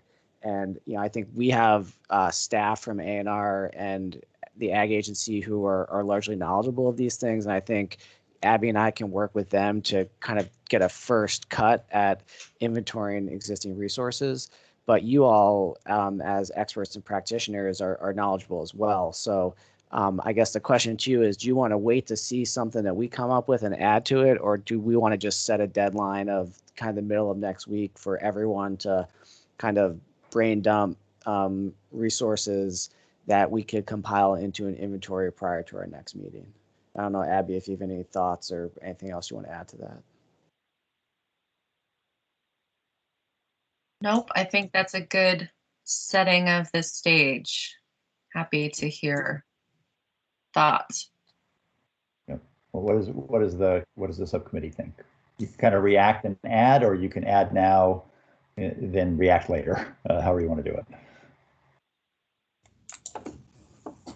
James. Well, just as you start to build a basis of knowledge around this, I just wanted to highlight the presentations early on to the Climate Council that did start to get at inventory questions around existing state programs, initiatives that address the work of the Climate Council. And so I can make it on my to-do list to share if any of the, or just direct your attention to those presentations that are on the Climate Council's website. And then I'll just also share that there was a really thoughtful inventory done specifically of resilience programs already done, like that was led by AOT, that is now being used in that group to form the basis of their inventory. And I imagine there will be some overlap, and maybe I'll just whatever format you guys go forward with, I will just share that with however possible, so you guys have access to that. Thanks, Jane.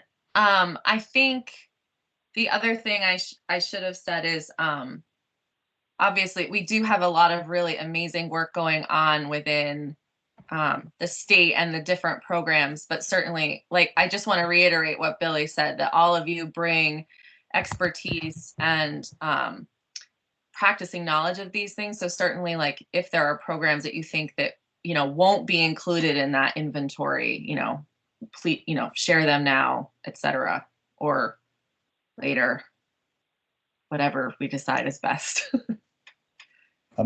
Jake. Yeah, I could see it working efficiently if there's some resources that I'm thinking of right now that, like, I could send to you that you could, you know, compare and contrast with what agency staff is aware of, and kind of by next Friday is bringing more of like a little more of a synthesis inventory for us to react to. Because I think there are some there's just some low hanging things that I could easily send your way. That, you know, there's existing inventories of stuff that I don't think it would do much harm. You know, it wouldn't take a lot for me to do that, and I think there's probably others who might feel the same way. But it's more of just the kind of collating and bringing all that content together that we can react to. I think that's the thing that would be hard for us to do by Friday as individuals. Chairs, if people have like inventories they already got or examples or programs, who should they send them to in the next few days? I think that probably has to be Abby and I, right? And then we can work with the staff to sort it out. Yeah, Billy, let's talk about this, because these kinds of tasks feel very clearly like we should ensure that there's agency staff supporting you in this effort, so we can work on that. All right, so I guess let's put it this way: if the consensus is that, you know, members are gonna send stuff to us if they have it before next weekend, before next week, we'll get back to you later today with the way to provide that information, and then we'll do our best working with staff to kind of compile a synthesized list and inventory, get it out to everyone before the next meeting, and we can always add to it as we go, but we'll at least kind of check that box for now. Yeah, Charlie offered in the chat that seems more efficient if we send the co-chairs a brain dump first rather than reacting to an initial list like next Friday. Just need a deadline to get Abby and Billy the material. And I would agree. I think that's probably an effective way to handle it. And give Abby and Billy, do you want to give people a deadline next Monday, next Tuesday? What's the deadline? I don't like Monday deadline. Tuesday. Let's do Tuesday. Yeah, end of Tuesday is fine. Okay, yeah. End of Tuesday. Okay, awesome. And then David Mears, you had a comment? Well, just a quick reaction on that, which was the, you know, I think I know the staff. It's not like the staff are just sitting around with nothing else to do either. They have to plan their work, and I think the waiting for us to provide information to do their work seems like unnecessarily procedural. I think, you know, I would hope that the staff are diving in right away if they haven't already got this information compiled. But the larger point I really was going to make was I may be opening a can of worms here, but we've talked a lot about the charge in the statute to do a carbon accounting, or, you know, greenhouse gas emission accounting, and to kind of measure outcomes to that. I do worry, you know, and there's other reports. I was looking at a Cornell report on agriculture and climate recently that makes the point that we have an important choice, we, the state of Vermont, and us as a subcommittee, about not discounting those kinds of practices that may be more difficult to quantify, the metrics, the greenhouse gas emission metrics, but that we know have significant potential and also have significant co-benefits. So I want to share my own personal admonition to myself that I want to make sure that I'm not getting locked into just trying to do this as an accounting process, but really looking at those deeper issues. And in some ways that's important also to respect the point that Judy made that I think we all share, which is that we are thinking about this in terms of the broader human context. Right. And I don't know whether Jane or others can speak to the fact, what about all these things that maybe aren't going to fit not tidily into the carbon budget, but going to still be important? How are those going to, any thought of how those are supposed to be handled? I don't have like any pressing reactions, but I will say that one of the things we're going to talk about on Monday with the Climate Council, and I spent this morning thinking about this committee as well as the other technical committees' roles in, is the RFP for services, for contractual services and technical analyses. And, you know, that, as Billy alluded to, that carbon budget will be largely informed by this group, but then provided to you all to react to by a contractor. And so sooner rather than later, we'll want to start to work with this subcommittee on ensuring that what we put out for contractual services are getting at what this committee wants to do and manage. So that's forthcoming, and I think that will be as soon as, not next week, but the following week, you'll have an RFP or RFPs to react to. Right. Alexa, you had a comment? Allie, that's you, I think. Oh, Allie, sorry. Oh, no worries. Yeah, I was just sort of, I totally agree with you, David. I really don't think we should restrict ourselves to actually having to quantify every one of these strategies. It's going to be, this is a big challenge in our subcommittee in particular. It's different from emissions from a car or energy sources where it's much easier to quantify fluxes. It's going to be very challenging. I think the point of this carbon budget is not to constrain us, but to have a baseline, as Billy said. And also, when we think about, everyone really wants to use the power of our forests to sequester carbon, to offset some of our emissions. But we have to recognize that that means we need to also know all the other fluxes from our other systems, which we really don't know. We don't know fluxes from wetlands very well, shrublands, grasslands, a very small amount in Vermont, agricultural systems.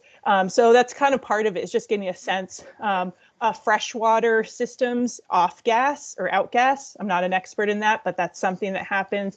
Sedimentation happens. So that's kind of the basis of it, but I don't think it should be used to rigidly constrain us, but give us a baseline. Thank you, Allie. Yeah, the only thing I'd add is, I think we can avoid a rigid accounting of emissions because that's the core of what the Global Warming Solutions Act is. It binds the state to certain metrics that are enforceable by litigation. So I think that is what it is.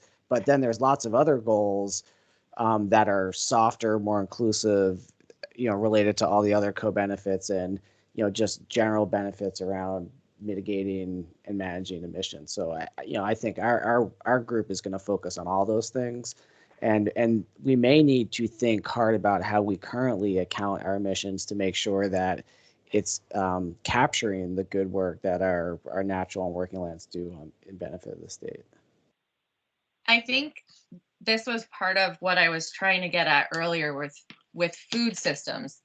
As I understand it, with the work I've done with Organic Valley so far and things, our ability to quantify so many of these things that we sort of intuitively sense help shouldn't prevent us from bringing those into the conversation simply because they can't be quantified. They still, present an important opportunity and a holistic way of looking at things. And I think that is really that. Thank you, David, for bringing that up. And I think Billy spoke to it well also. And Lauren put up a nice point in the chat about what's achievable quantifiably and what's not. So I think very helpful. Okay, and there's also some good sort of potential resources in the chat too for people to refer to. Okay, so I think we've got a deadline next Tuesday to send, any kind of ideas for this inventory. That you have your own inventories or just specific ideas or programs you want to send that, and the co-chairs will get back to you today about who to send that to exactly. And I think staff is and will be working on that. And as Jane said, there's some existing resources that have already been put before the council. Billy and Abby, do you guys want to talk now kind of about next steps and what people should expect between now and next week's meeting and what's going to be starting to happen in next week's meeting? Sure. So I think, it sounds like today we're going to have to finalize the charge and get that to Jane. I'm hoping that this group is comfortable enough with the work that we did earlier that Abby and I can just kind of wrap that up and get it to Jane, and we can send you copies in real time. But I think that needs to get done. We can work on refining the task list based on the conversation and get that out to you all to review and comment on before our next meeting. We'll compile this inventory and get that out ideally before next Friday. And then I guess I would look to Jane to see if you have, suggestions on where we should be using our time next week, given the larger flow of events. Yeah, I mean, I love the idea as far as the sequence of work and thinking about that. The inventory is first and foremost, and that paired with some overlap and consideration of where we're going with technical services contracts. I think that between those two things, you could have a pretty substantive meeting, and hopefully I can help you by teeing up those conversations between now and then. Okay. And then, I think if we do have room on the agenda, I do think we need to discuss how we organize ourselves around the task lists, and into leads or whatever structure is going to be functional. And I would encourage you all to think about the charge and the tasks and kind of self-identify the work that you're most interested in participating in, because I think we are going to have to kind of break up and make use of our individual efforts and can't all work on everything together. So we'll probably need to get into that conversation next week as well. And anything else you all think we should add to our agenda next week? Anything else, folks?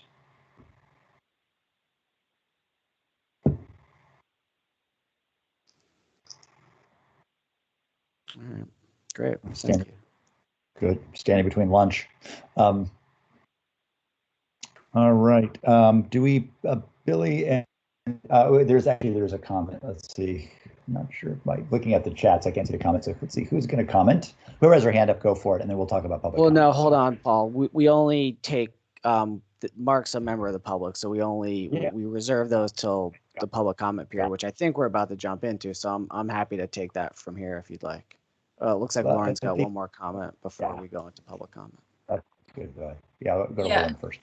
Not to go all the way up against our allotment of time here, but I do wonder if with these next 5 minutes, we can at least start that conversation of self-identifying task leads or people who are interested in specific tasks, since we have a couple of minutes here, recognizing there's a little bit of wordsmithing that you all are going to do between now and next week anyway. But is that something that we should do? Start having that conversation now, or wait until next week entirely? I have one thought, Bill and Abby, if you're willing. I mean, I think one thought is in the chat. If people want to just say, Lauren, I'm interested in 5C, 5D, whatever, people could actually maybe just start putting that in the chat. And if we could get that in the next few minutes, that might actually give a good starting point for everybody. Lauren, would that work? Co-chairs, would that work?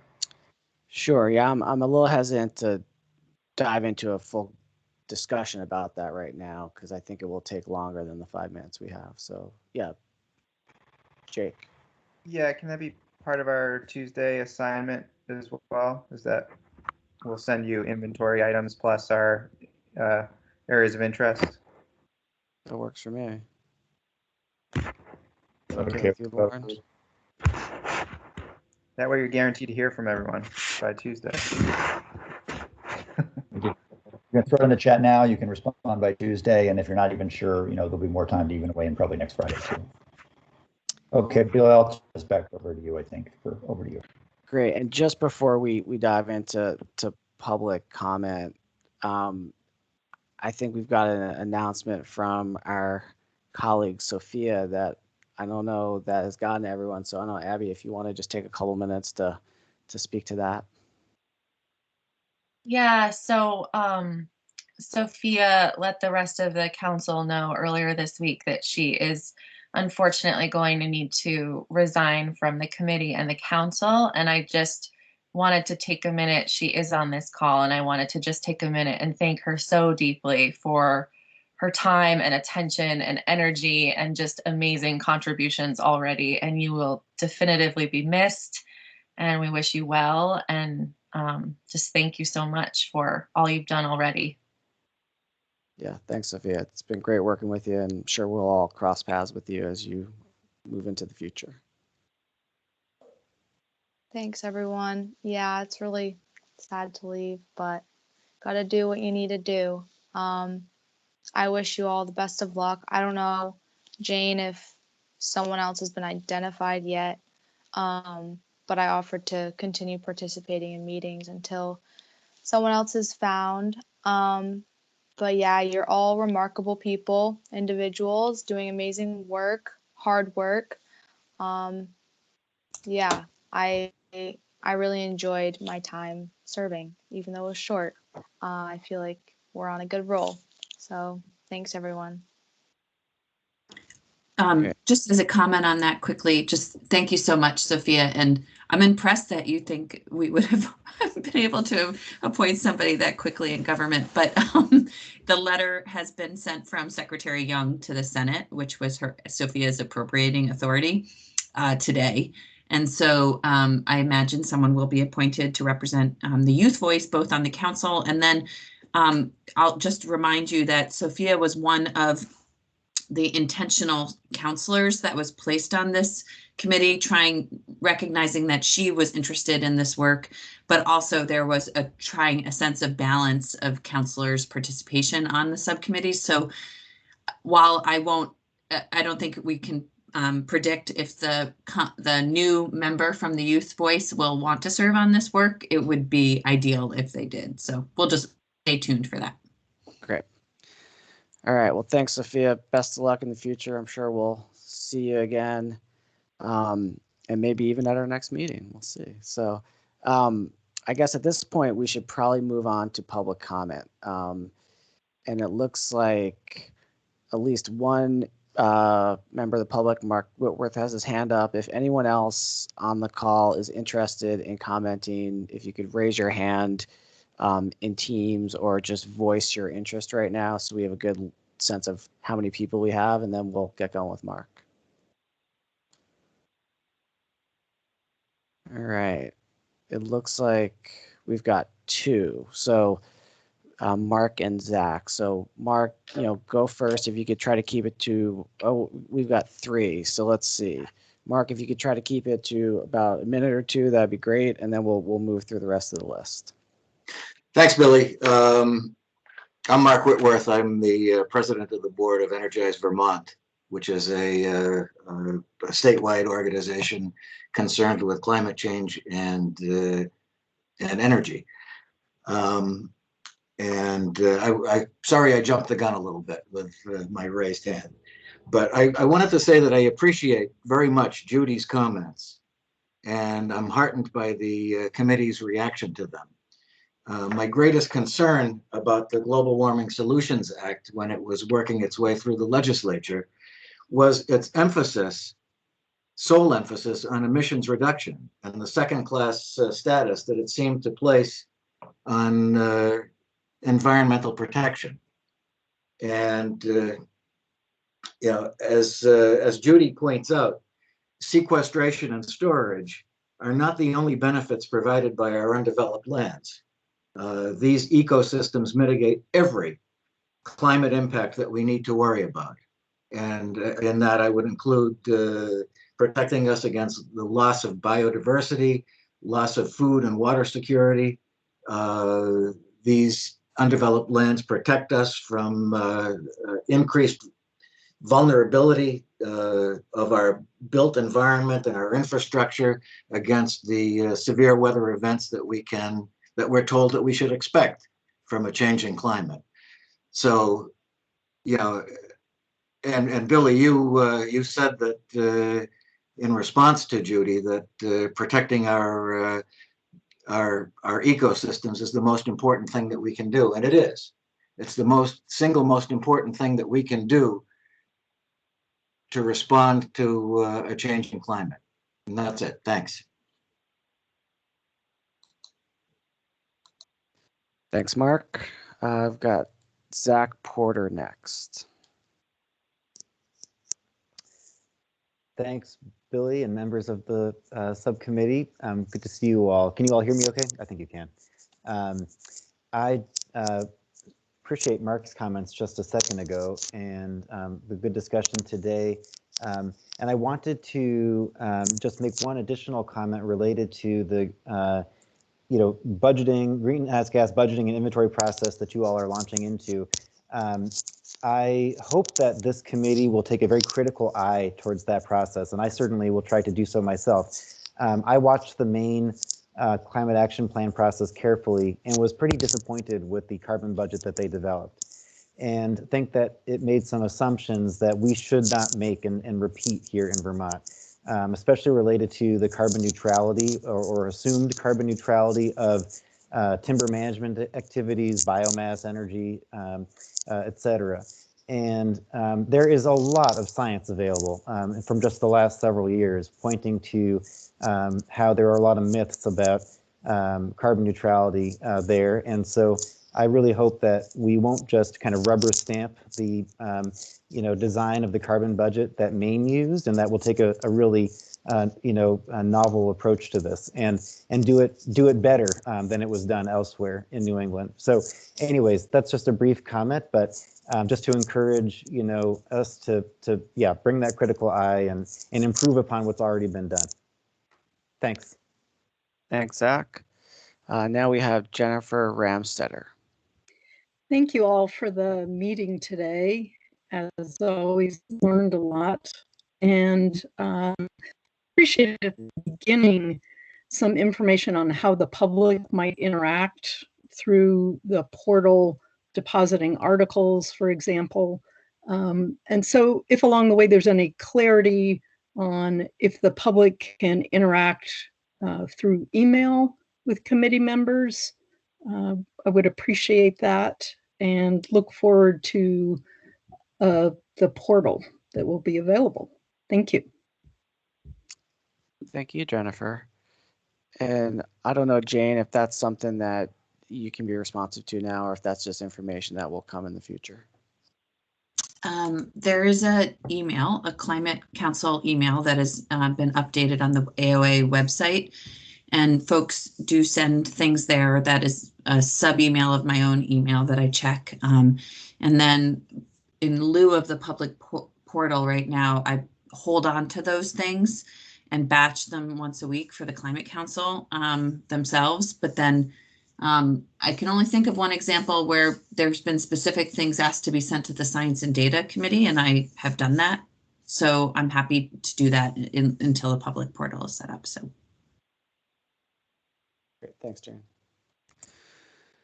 All right. Well, thanks everyone for a good, productive meeting. Great thoughts and conversation. We'll get back to you with how to proceed on sending the inventories and get an agenda out and some draft minutes to folks either today or the early part of next week, so we know what's coming for next Friday. John. Billy, is there, or Jane, any update on where state email is I'm hesitant to send anything in email until that happens. Thanks. While you guys were talking and I was listening, I also sent an email telling you that they're all set up. And in that email is instructions on how you call ADS to activate your password. And then the stepwise approach to then how you would log in through Office 365. So, yep, there's state email accounts for everybody as a member now. Thank and you. I asked, please, that in the next week, I'll give you a week to do it. And then as of next Friday, I'll update the email distribution lists and we'll just use partner emails going forward. Thank you. All right, Abby, any closing thoughts before we wrap up? No, just thank you so much, everyone, for such a thoughtful and in-depth conversation around this. I'm really excited for the opportunities ahead and that we have such thoughtful people on board moving through this. All right, Lauren slipped her hand in there at the last second. What do you have? Yeah, sorry. It's a quick question for Jane, I think, but it's about Alyssa's access to the chat. I don't know if you got it back, Alyssa, when you signed back in, but maybe there's something with getting the state email address and accessing Teams that way. But I do think we need to figure out how to make sure all the subcommittee members have access to that, since that's a pretty useful Yeah, tool. I'm pretty sure that, I mean, that just doesn't have to do with us. I mean, I checked all the settings and anybody who's in here, including the public, can see the chat right now. Okay. So do you have a comment about that, Sophia, how you've made it work? Were you raising your hand or no? Yeah, I was trying to. I think, do you have Teams? Well, Yeah, Alyssa says she uses it all the time, that this is, so it's just I'm not sure what's happening. I did even like a little web search during the meeting to see if I could figure it out. And it sounds like it's happened to other people before, but is really like a fluke thing. And I just need to be like maybe removed from the meeting list and then re-added and it could be fixed. But I didn't want to take time out of the meeting. Yeah. To do that.